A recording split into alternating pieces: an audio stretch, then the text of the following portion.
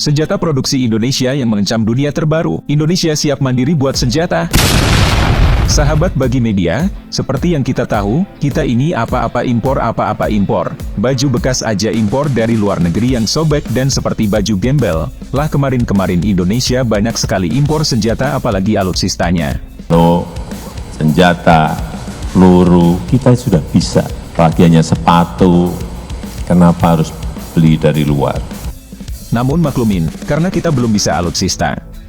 Seperti yang dikatakan Pak Jokowi, di periode generasi Z ini, Indonesia mengalami masa-masa produktif untuk membuat negara maju dan hebat, dan mengandalkan anak-anak muda, untuk membuat negara semakin mandiri dalam melakukan modernisasi alutsista dan senjata.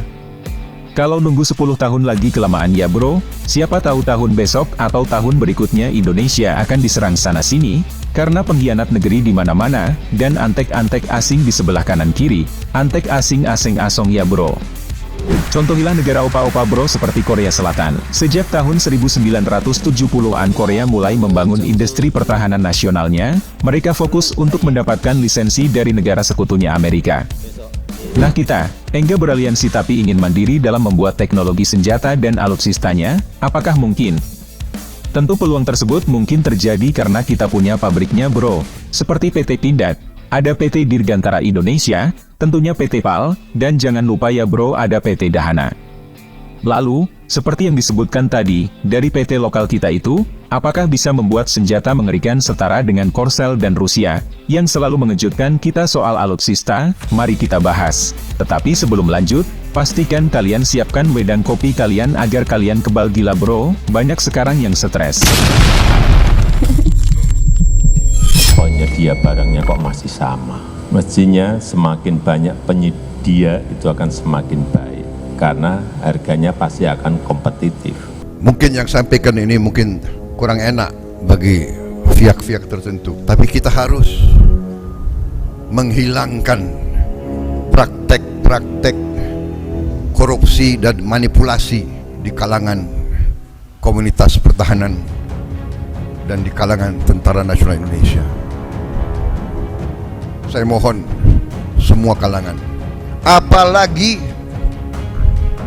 dengan tidak mengutamakan pemeliharaan alutsista, itu menurut saya adalah pengkhianatan besar terhadap negara, bangsa, rakyat, dan terhadap anak buah.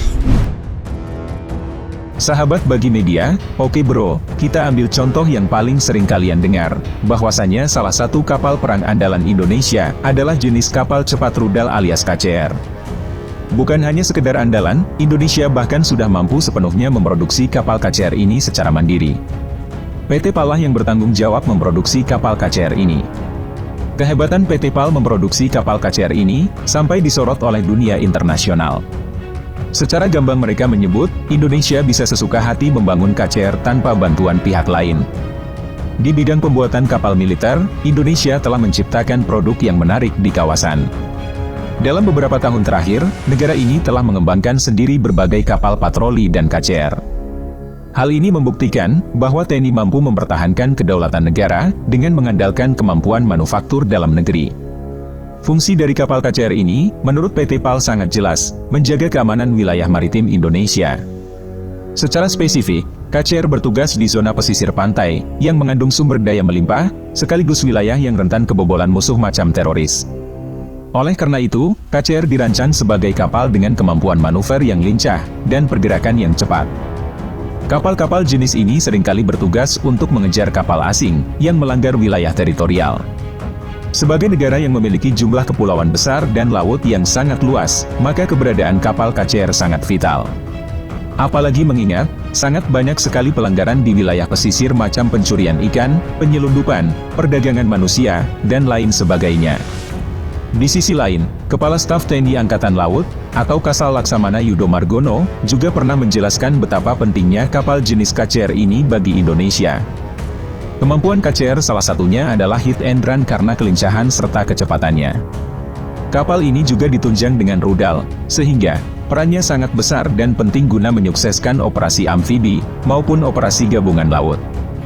Sahabat bagi media, ingat ya bro, sekarang kita sebagai anak muda paling menguasai letak sang Garuda ini, kita sepatutnya manfaatkan tersebut dengan kepintaran dan kecerdasan kita. Jangan terus-terusan bergantung pada orang tua dan kepada masa lalu, yang dinahkodai oleh bapak proklamator kita yaitu Soekarno. Kita harus bermanuver dengan mindset baru, yang bisa membuat asing-asing dan asong tak menginjak kakinya di negeri tercinta kita. Bagaimana menurut kalian Kisanak? Bacot-bacot di kolom komentar. Mimin akan balas bacotan dan curhatan kalian di kolom komentar. Merdekalah Indonesia seutuhnya, merdeka. Saya lihat tadi desainnya juga sangat bagus dan kita berharap memang di tahun 2030-an kita akan mendapatkan yang namanya bonus demografi. Dan dalam peradaban sebuah negara itu hanya sekali kan kita peroleh. Dan biasanya sebuah negara kalau mendapatkan bonus demografi itu bisa melompatkan negara itu menjadi negara maju atau tidak. Diberikan kesempatan untuk melompat menjadi negara maju atau tidak. Di negara-negara Amerika Latin tahun 50-an, tahun 60-an, tahun 70-an mereka sudah masuk menjadi negara berkembang. Tetapi sudah 50 tahun, sudah 60 tahun, mereka tetap menjadi negara berkembang. Tidak bisa melompat menjadi negara maju. Kenapa? Karena tidak menggunakan kesempatan saat diberikan bonus demografi pada saat itu. Usia-usia produktif pada tahun-tahun itu. Kita di tahun 2030-an, 2035-an ini akan mendapatkan bonus demografi yang kita harapkan kita bisa mengambil manfaat dan bisa melompatkan negara ini menjadi negara maju.